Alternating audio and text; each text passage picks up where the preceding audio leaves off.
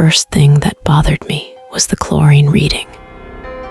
It was just after 1 a.m, and the number on the control screen was dropping even though both dosing pumps showed normal output.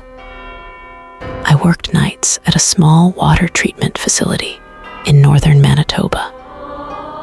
I won't name the community, but it was remote enough that most replacement parts came by winter road or had to be flown in.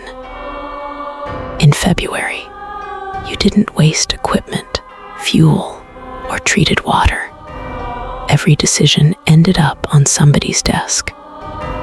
That night was about -35, with blowing snow coming off the lake.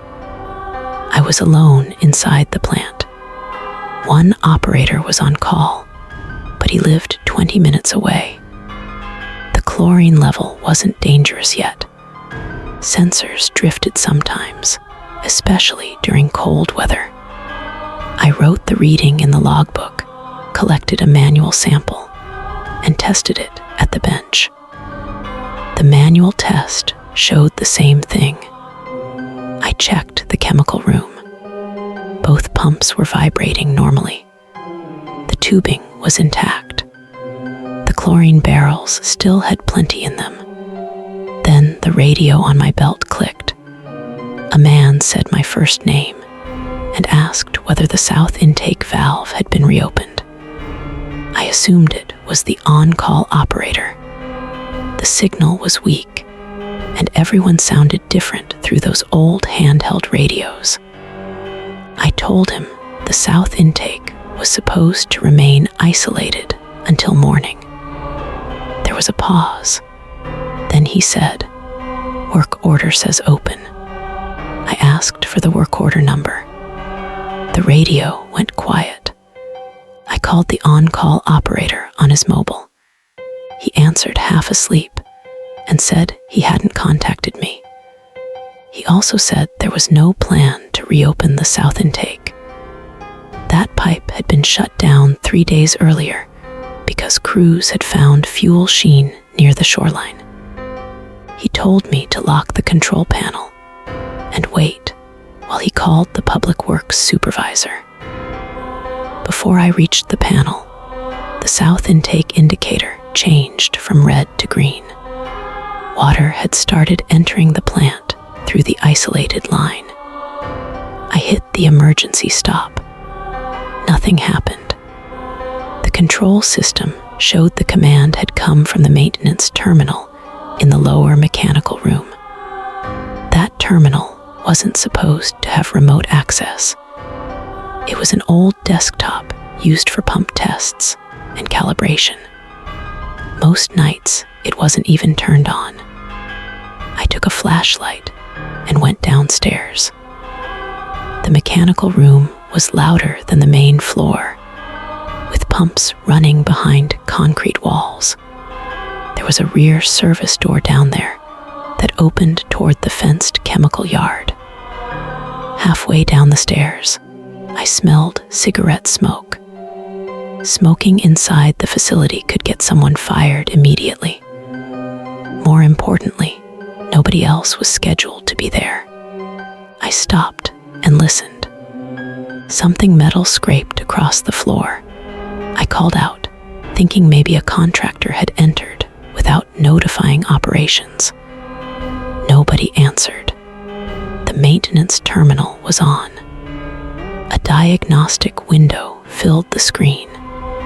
The south intake valve had been forced open manually, and several alarm limits had been changed. The low chlorine warning had been reduced, so the system wouldn't trigger an automatic shutdown. There was also a temporary label taped beside the keyboard. FEB 18 intake test.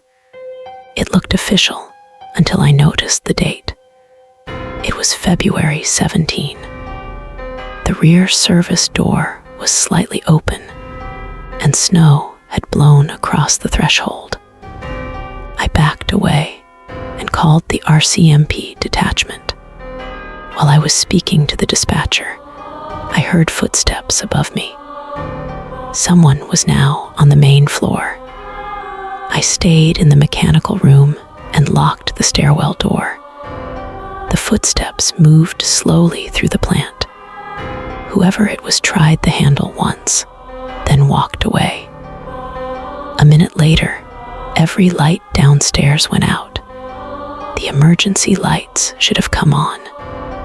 They didn't. I used my phone flashlight and moved behind one of the pump housings. The dispatcher kept asking whether I could reach an exit, but the rear service door opened into the same yard where the person had likely entered. Then, the south intake pump started again. I could feel it through the floor. The on-call operator arrived before police did. He parked outside the front gate and called me. I warned him not to enter, but he said he could see someone moving near the chemical storage shed. A truck started in the yard. It wasn't one of ours. It pushed through the unlocked service gate and disappeared into the blowing snow without headlights. The RCMP found the truck abandoned about 6 kilometers outside town. It had been reported stolen from a municipal contractor 2 days earlier.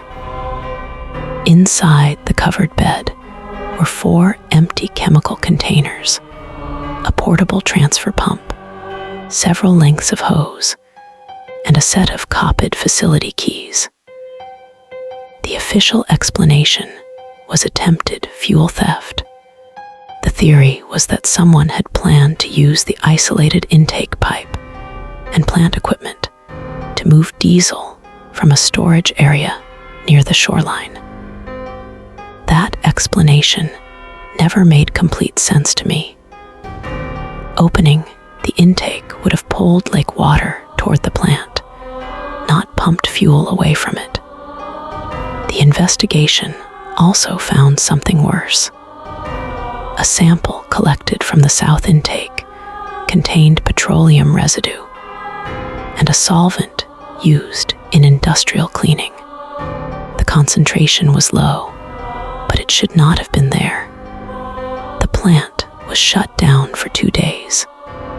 Drinking water was brought in by truck, and the community received a boil water advisory that lasted almost a week. Nobody was charged. 3 months later, I was helping archive old maintenance records when I found a work order for an intake test. It had the same wording as the label beside the computer. The work order was dated 8 years earlier. The employee who signed it had died the previous winter. I assumed whoever entered the plant had copied an old document to make the label look legitimate. Then I noticed the handwritten time at the bottom. 1:13 a.m. That was the exact minute the radio had asked me whether the valve was open.